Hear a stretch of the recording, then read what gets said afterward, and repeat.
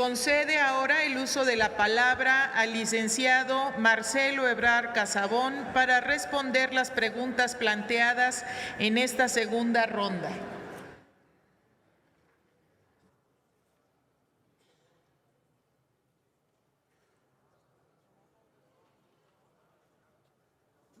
Muchas gracias. Bueno, gracias. Mira. Memoria, está modernizando. Bueno, senador Álvarez y Casa, mucho gusto saludarte, Emilio.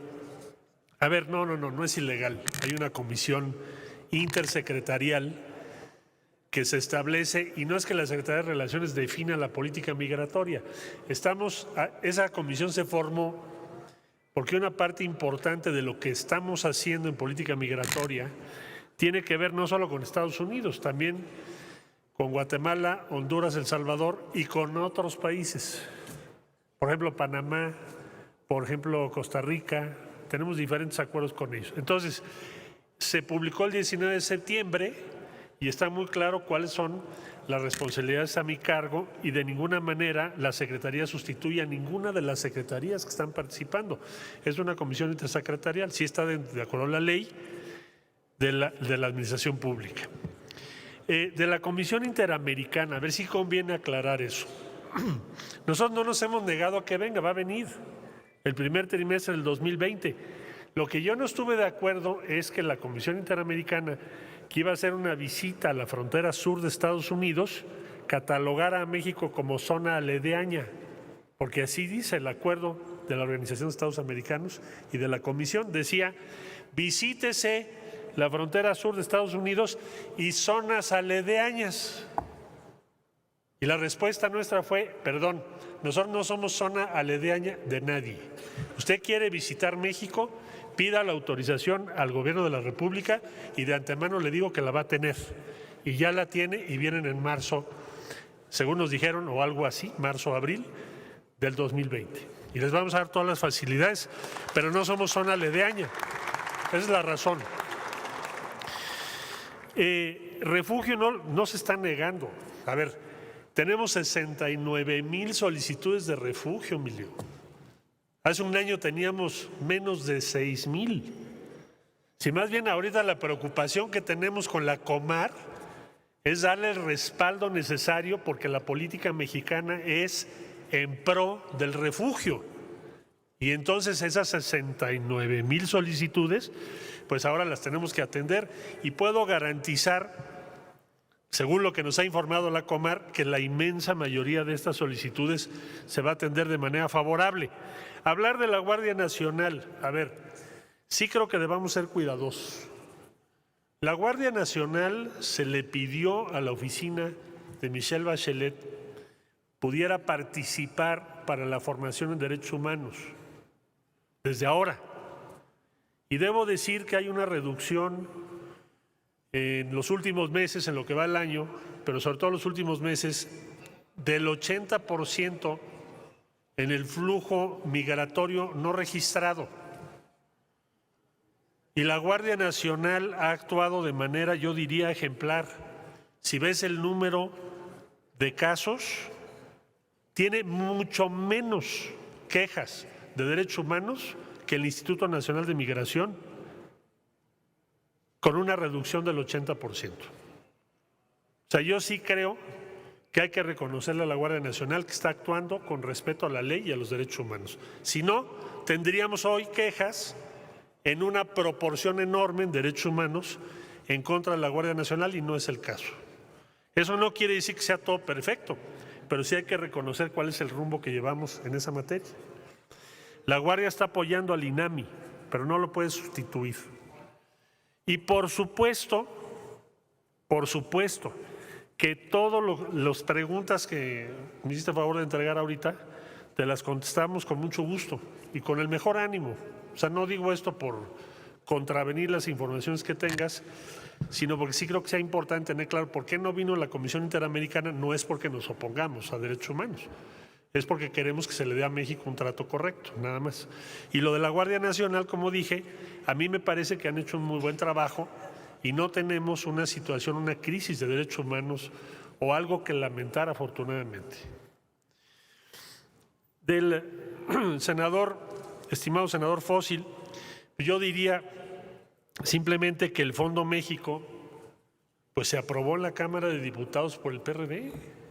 Entonces a lo mejor es un tema de comunicación de ustedes aquí y los diputados allá. Todos los diputados del PRD votaron en favor del Fondo México. Entonces no veo yo que tengamos una contradicción, simplemente es una política de Estado, pues por eso la votaron todos los partidos. Y celebro que así sea, invertir en Centroamérica, para eso se creó ese fondo. Y ahora se está dedicando a crear empleo.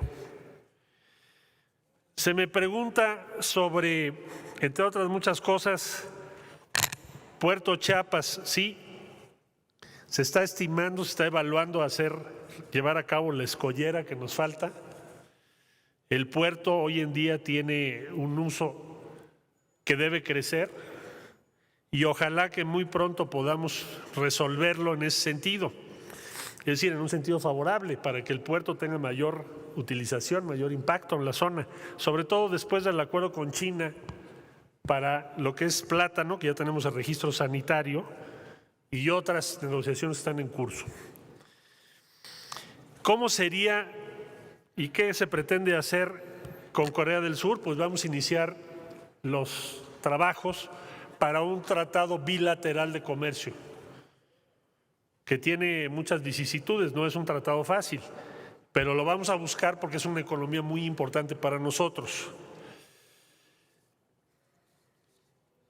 Desde luego, estamos invitando a ONU Habitat, como aquí se mencionó, y también a la UNESCO para los principales proyectos que el Gobierno de la República está impulsando para que cumplamos la normatividad internacional. El senador Cepeda me dice que si estamos haciendo una doble política migratoria. No, yo le diría, no tenemos 1 millón de norteamericanos. Lo vamos a saber ahora exactamente en el censo de población. Pero estimamos que son más de 2 millones, de los cuales un porcentaje al menos poco mayor a la mitad tienen las 2 nacionalidades, son binacionales. Y sí, muchos de ellos no tienen su situación migratoria regularizada, lo estamos haciendo ahora, lo estamos regularizando, igual que estamos haciendo con el centroamericano o el haitiano o quien nos pida refugio. No hay 2 políticas, es la misma. Lo que no se puede es atravesar el territorio de México sin cumplir la ley mexicana, salvo que ustedes la cambien junto con la Cámara de Diputados. Toda persona que ingrese al territorio nacional, empezando por el canciller, tiene que mostrar sus documentos, eso es lo que dice la ley. Y si no los tiene, les ofrecemos diferentes opciones que la ley marca. Una de ellas es el refugio. Para los ciudadanos binacionales o que son ciudadanos norteamericanos, estamos ahorita ofreciendo lo mismo, refugio o residencia o naturalización. Entonces es la misma política la que vamos a seguir. Es interesante ese dato porque en Estados Unidos no se sabe. El otro día le decía yo a un reportero de Fox News, que son de los más agresivos contra México, le decía yo, bueno, pues si fuera cierto todo lo que usted dice, ¿cómo se explica que México sea el principal país fuera de Estados Unidos con el mayor número de norteamericanos viviendo? Obviamente, pues, o usted no está diciendo la verdad, o todas las personas que eligieron México para vivir como país, sea porque se retiraron o porque aquí está su familia, estarían equivocados según usted. O sea, tenemos más de 2 millones de norteamericanos en México. En cuanto a el apoyo a los mexicanos sujetos a proceso en Estados Unidos, este año tuvimos acercamiento como a 61,000 en diferentes procesos. Para las armas son una prioridad, ya le presentamos a Estados Unidos el catálogo. Por ejemplo, en los muy lamentables hechos en Sonora y Chihuahua, con la familia Levarón, ayer estuvo el presidente de la República con ellos, tuve el privilegio de acompañarlo. Después tuvimos reunión en la Cancillería con la familia completa. Vamos a volvernos a reunir el día 3 de enero. Y uno de los temas primordiales, invitamos al FBI a que acompañara la investigación. Ya se tienen las muestras, o dicho de otro modo, las evidencias de todos los casquillos. Y la inmensa mayoría efectivamente son de manufactura norteamericana. Ya la compartimos con el FBI. Aquí está la muestra de que lo que estamos diciendo es algo que debemos hacer. Se le propuso a Estados Unidos, porque también me preguntó Berta, la senadora Berta Carabeo, sobre armas. Se le dio a Estados Unidos el catálogo y le hemos entregado a la Secretaría de la Defensa Nacional y el secretario de Seguridad Pública, que es quien dirige el grupo de alto nivel de seguridad binacional. Se les han entregado a los norteamericanos más de 6,000 registros de las armas que este año se aseguraron para ubicar cómo se vendieron, dónde se vendieron y demostrar así que Estados Unidos nos demuestre su voluntad de cooperar en este tema de las armas. Lo vamos a ver este año. Senadora Beatriz Paredes, muchas cosas importantes se dijeron, me referiría a algunos. Yo no coincidiría con que México se precipitó, o ustedes y nosotros nos precipitamos en ratificar el tratado. Porque si no estuviese ratificado, no nos estarían pidiendo que revisáramos algunos temas que ya dije, ¿no? El laboral, el ambiental, principalmente, sino que estarían negociando casi todo el contenido del tratado, incluyendo los mecanismos para resolver controversias. Entonces yo pensaría, honestamente, que la decisión que ustedes tomaron fue la correcta y por eso ahora el margen que tendríamos o que tienen ellos para tratar de modificar el texto que ustedes ya ratificaron, pues es prácticamente nulo. Por eso se va a tener que hacer, si es que llegamos a algún tipo de entendimiento, un adendum que no existe.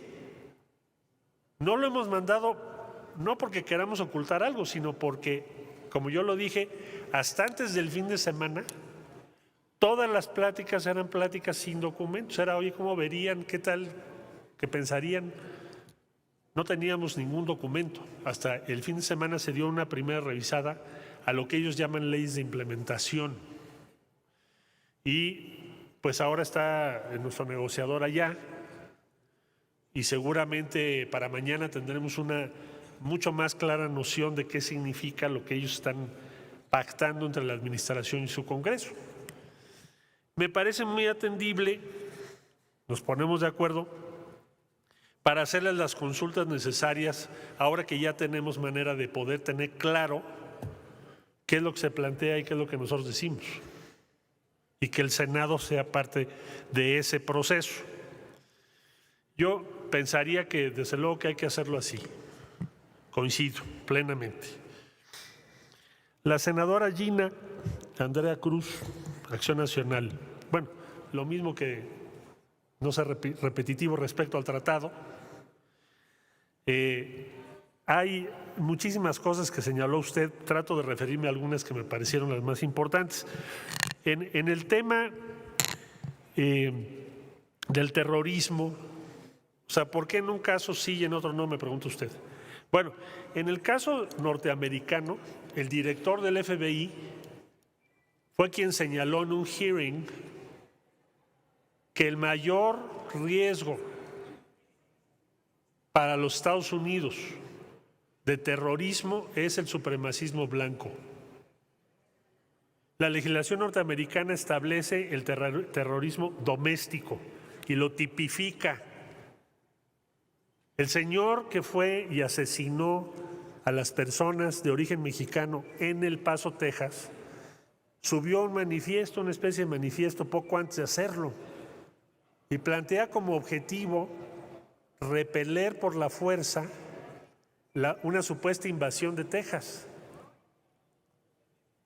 Entonces cae perfectamente bien y es muy claro que es el supuesto que la ley norteamericana establece: terrorismo doméstico.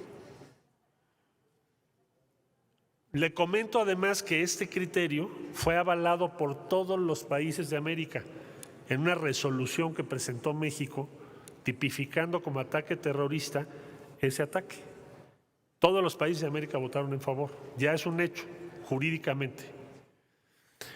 Lo cual tiene también otra implicación, que son las medidas para evitar que se repita ese suceso.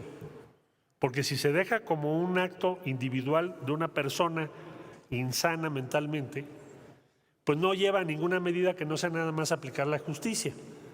Pero en cambio, si es un terrorismo doméstico y se identifica a esa forma de pensar, hay muchas medidas previas que podemos tomar junto con las autoridades norteamericanas para tratar de que no vuelva a ocurrir. En el caso de México, si nosotros dijésemos, que no es el caso de nuestra legislación, pero si dijésemos que es terrorismo, lo estaríamos equiparando entonces a un riesgo de seguridad nacional de Estados Unidos. ¿Por qué?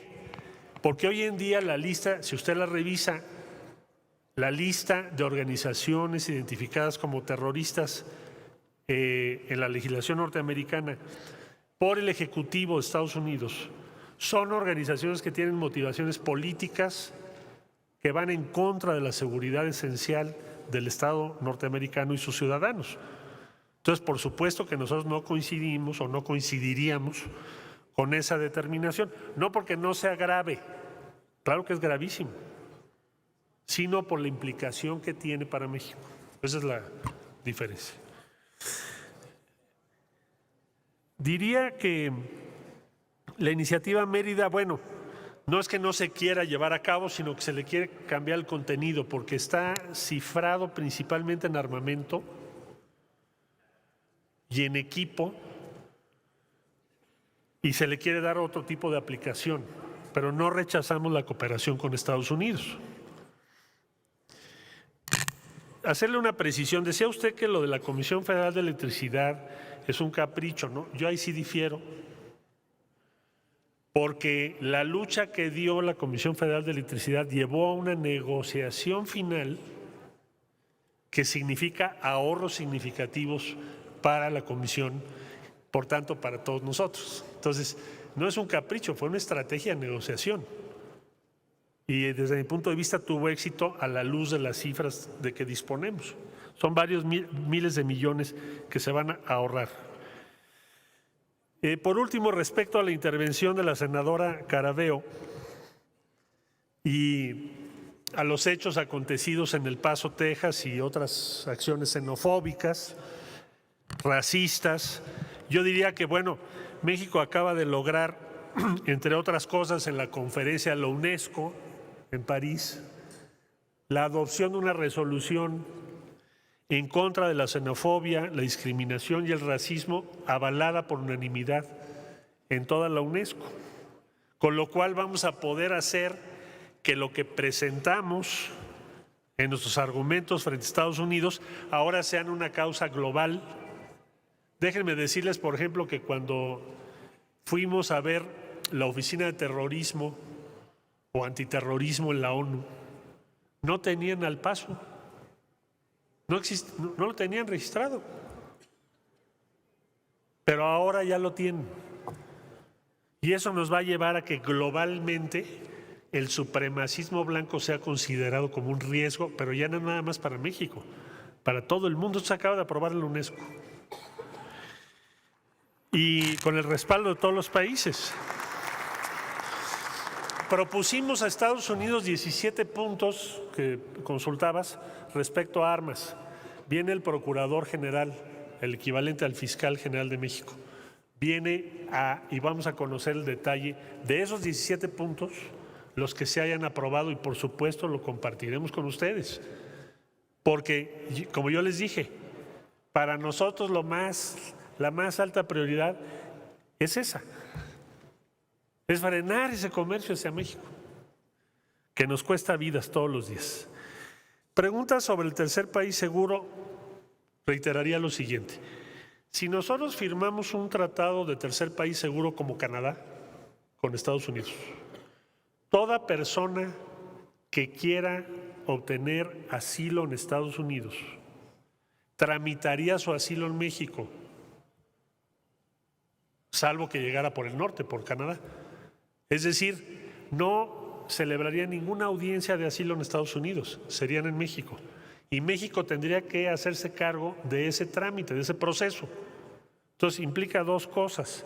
Implica que no vas a tener audiencia ante un juez en Estados Unidos, sino en México. Y que ninguna persona que provenga del sur cruzaría la frontera para presentar su caso de asilo en Estados Unidos, se quedaría en México. Y por supuesto que no lo hemos aceptado, no lo aceptaremos jamás, ustedes tampoco, y es una gran diferencia a la situación que hoy tenemos. Bueno, no me extiendo más.